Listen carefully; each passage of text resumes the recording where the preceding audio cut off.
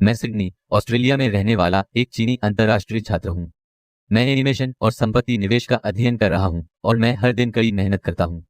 मुझे 2021 की एक गर्मियों की शाम याद है जब मैंने अपनी रिपोर्ट पूरी कर ली थी और आराम करने के लिए ड्राइव पर जाने का फैसला किया था। मैं शहर के बाहर चला गया और उत्तर की ओर एक राष्ट्रीय उद्यान से घिरी एक सड़क पर पाया। यह काफी अंधेरा था और कार की रोशनी के बिना दृश्यता खराब थी, जिससे कुछ भयानक वातावरण बना।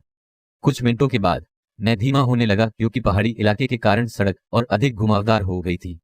इसी दौरान मैंने सड़क के बीचों बीच एक सफेद आकृति देखी। चौंकते हुए मैंने कार रोक दी और मैंने कहा, तुम यहाँ क्या कर रहे हो, गधे? हालांकि करीब से निरीक्षण करने पर मुझे एहसास हुआ कि ये एक रोती हुई लड़की थी जिसे मदद की जरूरत थी। स्थिति को संभालना नहीं जानते, विशेष रूप से एक युवा लड़की को शामिल करते हुए, मैंने उसे कार में प्रवेश करने और यात्री सीट पर बैठने की अनुमति दी। वह डरी हुई दिखाई दी और अनुरोध किया कि मैं उसे कहीं ले जाऊं। जैसे ही मैंने गाड़ी चलाना जारी रखा, मैंने कार के पीछे किसी को नहीं देखा। यात्रा के दौरान मैंने उसके साथ संवाद करने का प्रयास किया और उससे पूछा कि वह कहाँ जाना चाहती है, लेकिन वह अंग्रेजी समझने या जवाब देने में असमर्थ थी। वह एक कोकेशियन लड़की थी जिसकी उम्र लगभग 17 साल थी। उसने हाई स्कूल की वर्दी पहनी थी। बातचीत में शामिल होने के मेरे प्रयासों के बावजूद वह लगभग 30 मिनट तक चिंतित दिख रही थी। किसी समय उसने अपनी मां को फोन करने की इच्छा व्यक्त की और मैंने उसे अपना स्मार्टफोन सौंप दिया। हालांकि वह मेरे लिए अपरिचित भाषा में बोलती थी, जिसे मैंने अपनी मूल भाषा माना था। कार की शेष यात्रा के लिए हमने और शब्दों का आदान प्रदान नहीं किया।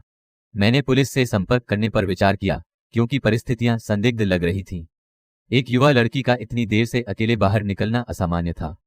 इसके अतिरिक्त मैंने देखा कि उसने जूते नहीं पहने थे और उसके पास स्कूल बैग नहीं था, जिससे मुझे विश्वास हो गया कि उसका अपहरण हो सकता है। मैंने उसके लिए कुछ खाना खरीदने के लिए गैस स्टेशन पर रुकने का फैसला किया। कार छोड़ने से पहले मैंने ये सुनिश्चित करने के लिए जल्दी से अंदर झांका कि वह ठीक है। मेरे आश्चर्य करने के लिए वह अब वहां नहीं थी। मेरी कार की बाईं सीट पर केवल कुछ पानी या तरल पदार्थ रह गया था। गैस स्टेशन पर कोई अन्य वाहन न होने के बावजूद यह आश्चर्यचकित करने वाला था कि वह कहां जा सकती थी। मैंने तुरंत पुलिस से संपर्क किया और उन्होंने मेरी कार का अच्छी तरह से मुआयना किया। हालांकि वे कोई जवाब नहीं दे पाए। मेरे फोन की जांच करते समय कुछ अजीब चीज ने मेरा ध्यान खींचा। मुझे एक फोन नंबर मिला। मैंने पुलिस तक पहुंचने की उम्मीद में नंबर पर कॉल किया। स्विच छोर पर एक महिला रोई और मुझ पर झूठा होने का आरोप लगाया, जोर देकर कहा कि मुझे वापस फोन नहीं करना चाहिए। एक हफ्ते बाद मुझे पुलिस से एक डरावना रह फोन आया। उन्होंने मुझे बताया कि एक ग्रीक अप्रवासी परिवार ने अपनी बेटी को खो दिया था, जिसका 30 साल पहले उसके प्रेमी ने अपहरण कर लिया था और उसकी हत्या कर दी थी। आश्चर्यजनक रूप से पुलिस ने उल्लेख किया कि उसकी मृत्यु के समय वह केवल 17 वर्ष की थी।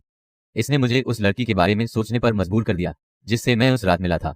कोई ऐसी लड़की जो इतनी वास्तविक लग रही थी लेकिन स्पष्ट रूप से अतीत की एक दुखद घटना से जुड़ी हुई थी।